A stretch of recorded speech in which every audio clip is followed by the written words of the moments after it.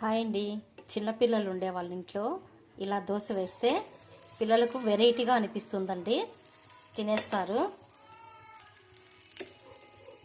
తప్పకుండా ట్రై చేయండి. నచ్చితే లైక్ చేయండి.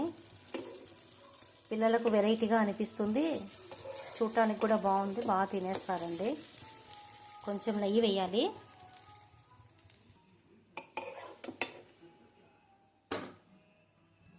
ఇది బొంబాయి చట్నీ అండి. ఇది కూడా బియ్యం పిండితోనే చేశాను.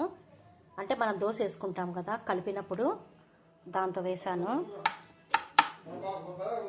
ఇది బొంబాయి చట్నీ, పిల్లలు బాగా ఇష్టంగా తింటారు. ఓకే ఓకే ఓకే తిను ఆబెట్టుకో.